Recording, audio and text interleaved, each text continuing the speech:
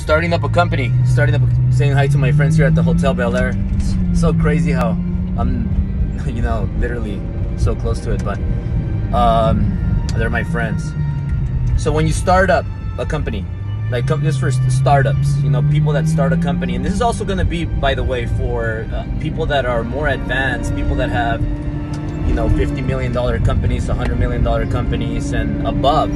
But in the beginning, when you start, speaking from my experience, my personal experience, when you start a company, let's just say you get your first employee, your second employee, you have 5 employees, 10 employees. The people that start with you, it doesn't necessarily mean that they're going to be there forever. It doesn't mean that they're not awesome. It doesn't mean that they're not great people. It doesn't mean that they're, you know, amazing. You know, in the beginning stage, they're going to be a key ingredient to your business success. But these people are probably not going to be there till the end. I'll repeat it.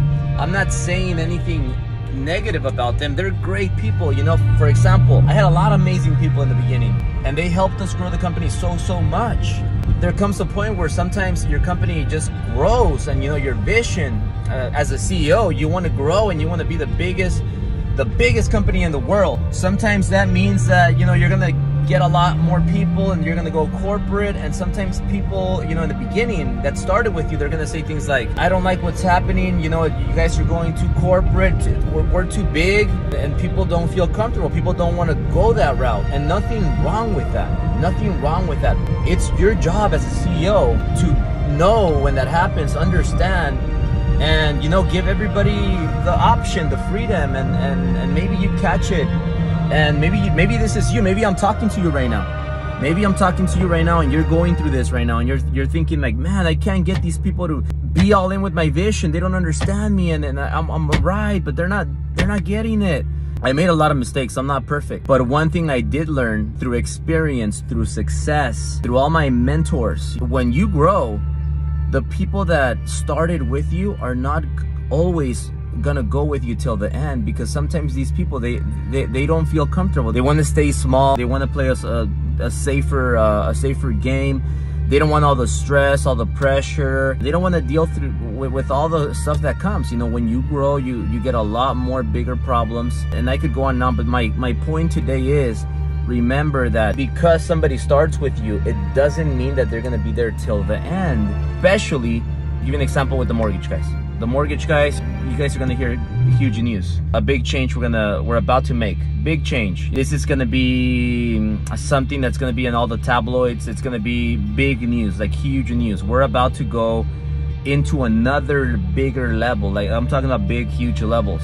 Yeah, we're corporate and we're getting even more. You know, my vision that I cast to all our people is, we are gonna be the biggest, we are gonna be #1. This means we're gonna become super corporate. We're gonna have thousands of employees. I don't know how many thousands, but this might not be for everybody. This is very stressful, a lot of pressure. This is the most dangerous place to be in, aside from being in the army. Any day somebody can kill you. This is what I live for. This is what we live for. We want to be #1. Rocket Mortgage, #1 mortgage lender in the country. $40 billion company. We're gonna beat them. I've been saying it, and everything that I say happens, and I'm fully committed. If you are a founder, a CEO, a president, CFO, a COO, the manager, the employee, when you start a company, you are everything. You don't know any better.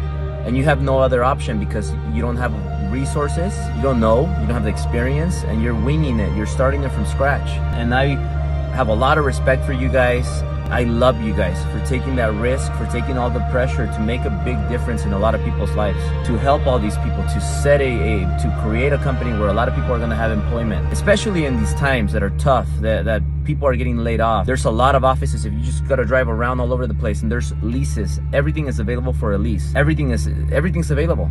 Why? Because people are now working from home, technology, social media. You got a lot of these solopreneurs. I'm not saying anything bad about them. If you're happy, you know, wearing shorts every day and working from your hotel or from vacation, taking trips and making $500,000 a year, good for you. If you are like me and you want to build companies that are going to be worth billions of dollars, if not trillions, and this is for you, remember, understand, when you start a company, remember that there's going to be key people in the beginning, key people in the second stage, key people in the third and the fourth, and you're gonna continue to grow in levels, and every level is gonna require different people. Some people are gonna be there from the beginning till the end.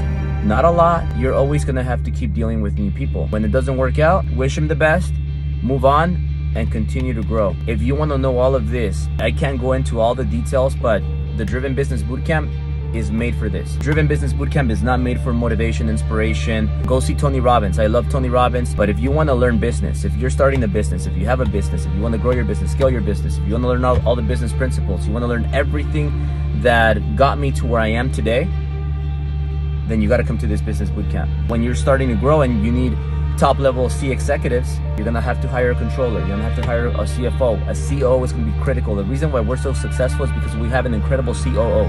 That's my wife. Guys, send me a DM right now. Let me know. I'm gonna give you guys a huge discount today, but you gotta commit today.